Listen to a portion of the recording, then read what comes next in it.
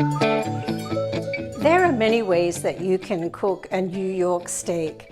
A typical preparation is searing the steak in a hot pan, a cast iron pan, and then finishing it in the oven. Because I like to make really good use of my convection oven, I like to do it a little differently. I take the steaks and I cook them using convection at 300 degrees. Now, why do I do this? Well, because I've learned over the last 20 plus years that when I cook lean, tender cuts of meat at a low temperature, I get fabulous texture because there's not as much moisture loss.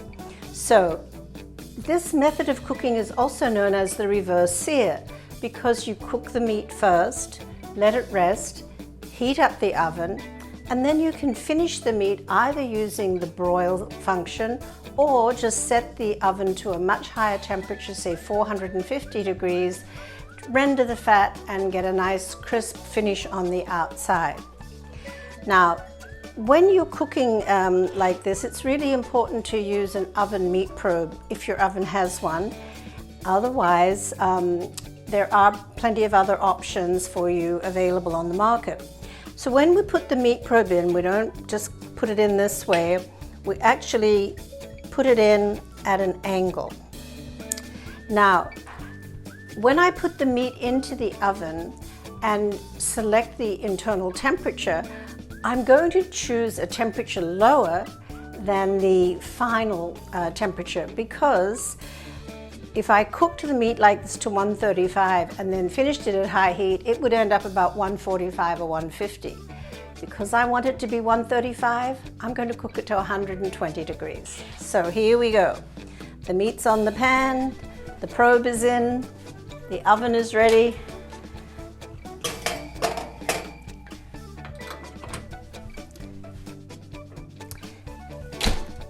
Now with my oven, a probe symbol appears, so I'm going to touch that, and then I use the control knob to change the target internal temperature I want, and I have to touch the probe symbol a second time in order for it to engage.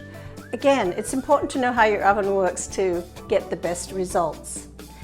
Once you've done this a few times, you can probably do it by time alone. So, I know because I've done it before, this is about a 30-minute process. So let's check back in 30 minutes and see how we did with this great technique.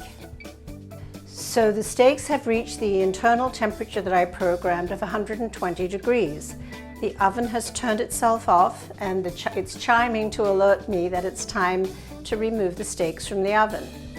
Now I'm taking the steaks out of the oven and I've changed the temperature to 450 degrees in the convection roast mode.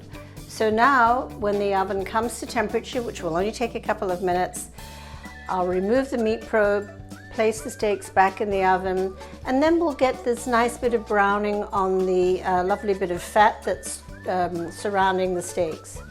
Now I can tell that the steaks are almost perfectly done because yes, I've programmed them to a specific internal temperature, but also when I touch the meat, I can feel that there's not that much resistance, just the right amount to let me know that I'm going to get my perfect medium rare. So look what 5 minutes at 450 degrees got us. We've got the lovely browning and the fat's nicely rendered and crisped up. So I'm going to take these steaks and transfer them from the hot pan to the carving board so that they stop cooking. Leaving them on the pan isn't a good idea because the heat of the pan will just keep cooking them. We do need to let them rest for a moment and then we'll carve them and I'll show you how perfectly cooked they are. New York strip steaks make a great meal, but they're also actually a great choice for entertaining because when you think about it, you can make nice, easy slices that are, people can eat them with a fork, so if it's a buffet, you don't have to worry about providing a knife. Anyway, great cut of meat, great flavor, easy to cook. Try it a different way, see how you like it. Hi, I'm Larissa, your convection enthusiast. Convection cooking can make you a better cook. Check out my videos and I think you'll find that you'll do really, really well.